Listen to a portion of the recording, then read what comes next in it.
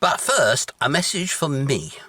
Now, all my subscribers, thank you very much for subscribing. Because on YouTube, if you haven't got subscribers, you're going to get nowhere. They will not make you discoverable unless you've got subscribers. And the more subscribers you've got, the more discoverable you become. They say it's not true, but it's true. You know, if you look at having really long videos with lots of watch time and people watching it to the end, it makes no difference to the discoverability at all. A lot of their stuff is done, I think, manually, but when it's done by the algo just says, oh, you're not a big television company. Oh, you're not a big media company. Oh, you're not going to be discoverable. And I've noticed this because if I go to my front page, you'll see it's nothing but old television shows. I mean, for goodness sake, I'm not interested in that. And there it is, walls and walls. And I have to scroll down pages to get to any treasure hunting videos. And that's really all I watch.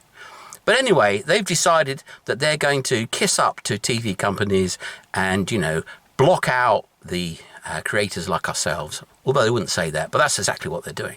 Now, the way around that is for people like me to bring in viewers. Oh, yes, they want me to bring my own viewers. Thank you very much for that. But anyway, if I'm to survive on YouTube, that's what I've got to do. But if you subscribe, you really help me by doing that. And you can find me because you can ring the bell and you'll get a notification. If you don't, they won't tell you that I'm doing my stuff. You won't see it. And that's the way they're strangling off creators like me and all the other treasure hunting people. Now, if you watch this channel and you enjoy it and you're not subscribing, please subscribe. Please, because at this rate, I won't be here for much longer. Because I won't have any purpose. Because I just continue to wither away. I used to get 150,000 views with videos that were nowhere near as strong as they are now. And now I'm getting 39,000 a month. And every month that goes by, it gets less and less and less. So, help me make videos for you. Subscribe.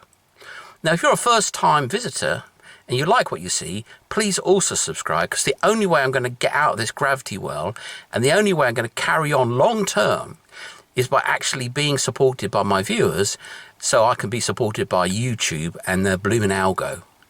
And that comes down to subscriptions.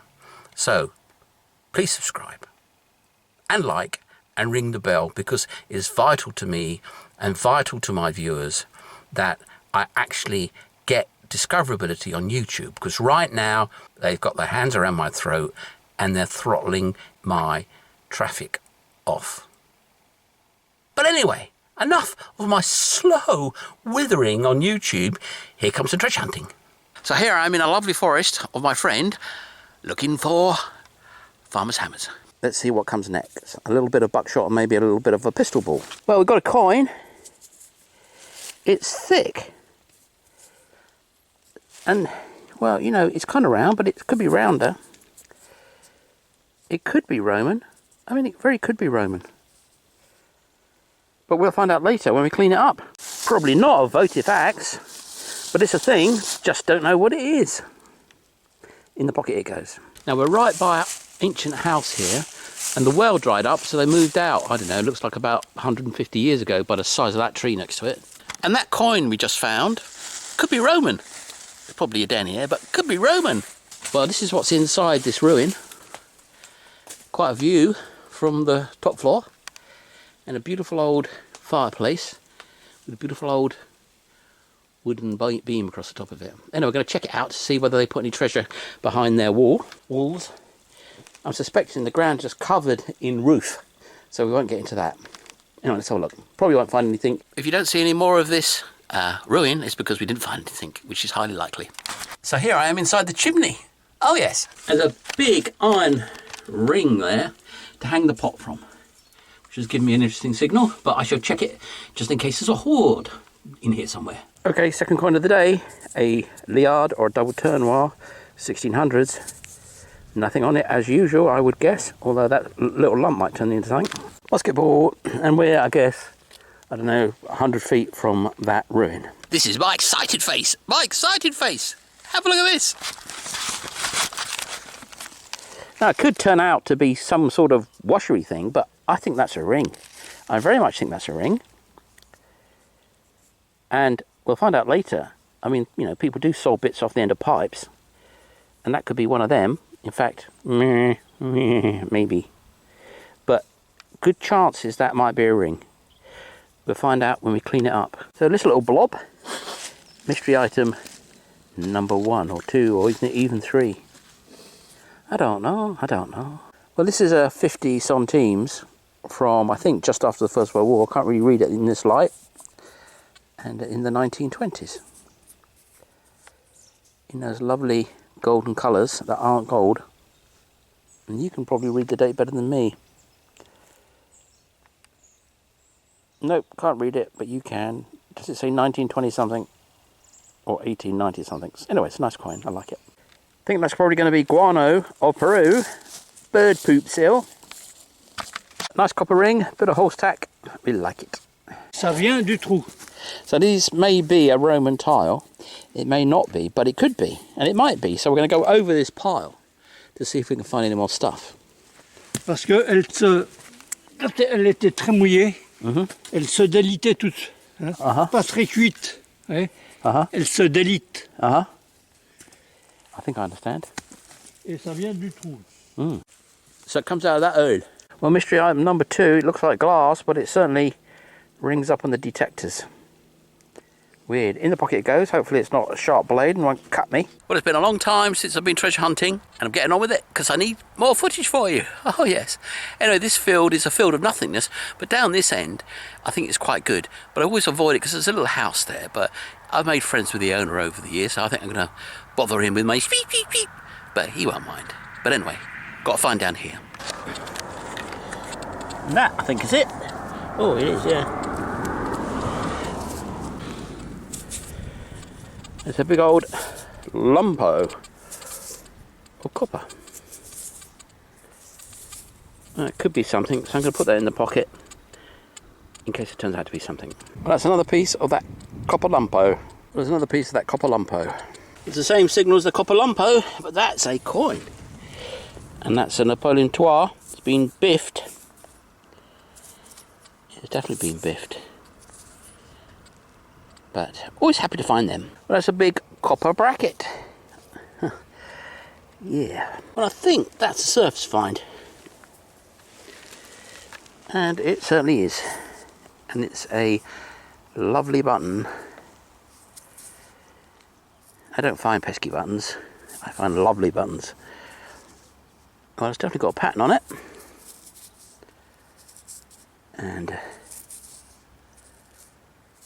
it's going to be military, I should think, because the military were very keen to make sure there was a good shank on their buttons, so the soldiers wouldn't keep losing them, and that's like a 4-prong, 4 holes.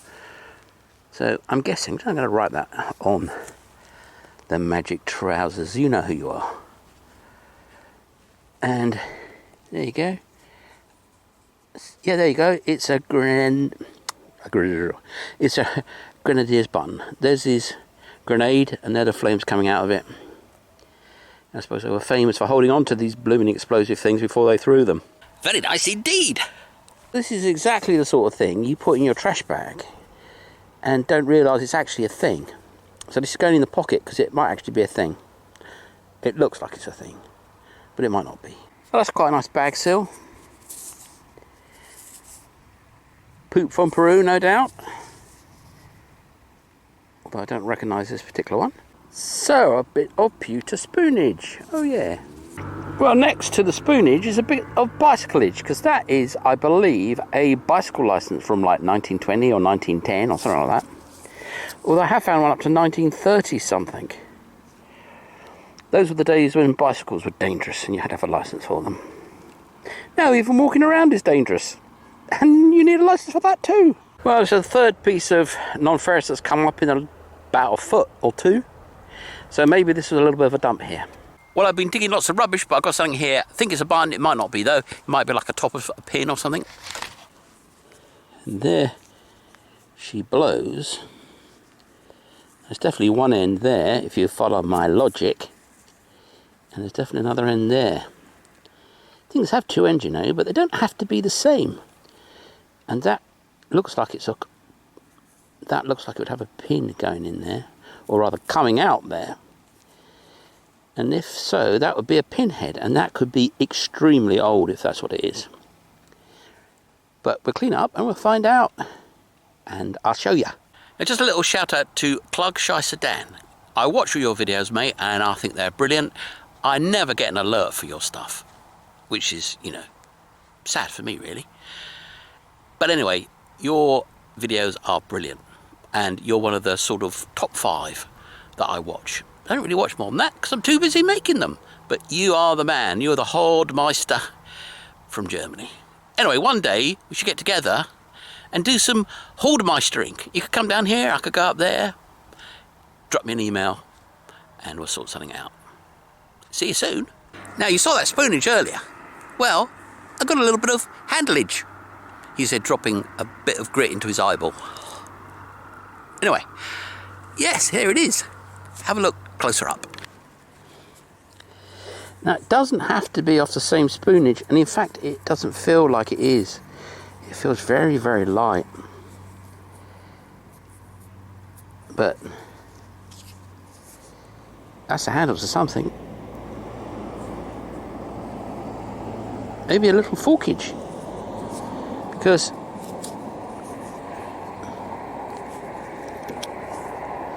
maybe, maybe not. I don't know. Could be something else entirely, but in the pocket that goes. If you know what it is, post below. Feels like aluminium. It really feels light. It's a bit of deep bucklage, and that came from about 10 inches. So that's satisfying. Well, that's a very, very nice piece of pot. That's off the bottom, and that's where the little bit of string cuts it off the base of the potter's wheel. Probably that's what that is. Maybe not, who knows, but that's the base of, base of something. Now, I tend to think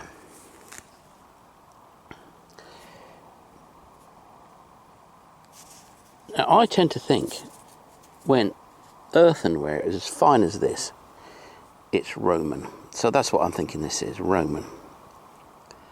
So I'm going to concentrate on this little spot, see if I can find anything, because just about 200 yards away is where I find all those sesterciuses, the mystery spot. I haven't found anything here in the way of Roman coinage, but I have literally across the road. So what they were doing over there, not over here, I do not know. But you never know until you know. This is an 8890, so it should be a coin, and the ground is so soft that I can't resist a live dig, which means I find rubbish. No. Where are you?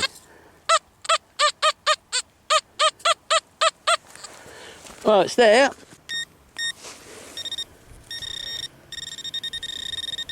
Now, I find to pinpoint things, good thing to do is not push it all around, because you can push the item around, but kind of do that. Just go round and round, and you'll find the centre soon enough. That's it there. He said pushing it around. Where'd he go? That is it. Oop. And it's rubbish. It's a lumpo.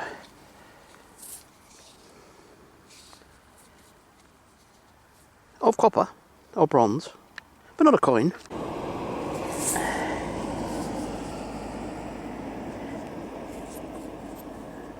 Well, this was a huge signal, and it's a thing. Now, I think it might be part of a spoon, part of a fork, or part of a thing anyway. You can see that edge there has got some relevance.